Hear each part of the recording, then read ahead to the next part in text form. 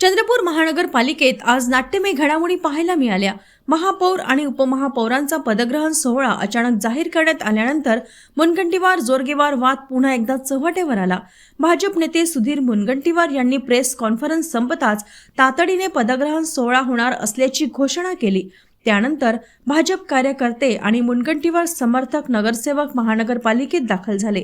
दरम्यान शहराचे स्थानिक आमदार किशोर जोरगेवार यांना या सोहळ्याचे निमंत्रण देण्यात आले नसल्याचा आरोप करत जोरगेवार गटाच्या 16 नगरसेवकांनी पदग्रहण कार्यक्रमावर बहिष्कार टाकला। अचानक होणाऱ्या या कार्यक्रमाची माहिती मिळताच जोरगेवार समर्थकही महानगरपालिकेत पोहोचले आणि जोरगेवारांना का बोलावले नाही असा सवाल उपस्थित केला।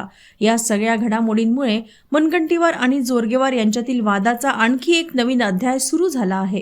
ठीक आहे, जाऊ द्या, काही अडचण नाही की भारतीय जनता पार्टीवर टीका करणारे लोक आहे, पार्टी याची नोंद घेईल। त्यांना निमंत्रण दिलं होतं, त्यांना काय करायचं ते करू दे, काही अडचण नाही। ठीक आहे, बोलवलं नसेल मला माहिती, हा कार्यक्रम घाईघाईने स्थित आहे, मात्र आपण त्याच्यातून त्या सभात्याग केला आहे, तो का बरं, नेमकं कारण काय? चंद्रपूर भारतीय जनता पक्षाचे नेते, स्थानिक आमदार, या निवडणुकीचे प्रमुख आदरणीय किशोरभाऊ जोरगेवार यांना निमंत्रण न दिल्यामुळे आम्ही वॉकआउट केलं। आमचे जे आमदार आहे त्यांना का बरं निमंत्रण दिलं नाही म्हणून, तर ते म्हणाले की बा नाही दिलं जा, म्हणून आम्ही शेवटी 16 नगरसेवकांनी वॉकआउट केलं। आम्ही भारतीय जनता पक्षाचे नगरसेवक म्हणून आम्ही महापौरांना मतदान केलं।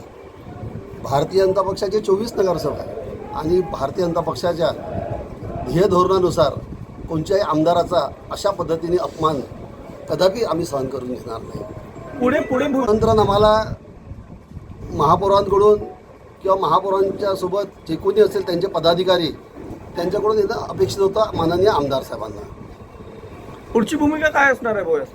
पुढची भूमिका या महानगरपालिकेमध्ये काम करण्याची आमची पुढची भूमिका राहणार आहे। आजचा प्रसंग टळला आमचा, पण यानंतर महानगरपालिकेत आम्ही काम करू, मेहनतीने काम करू।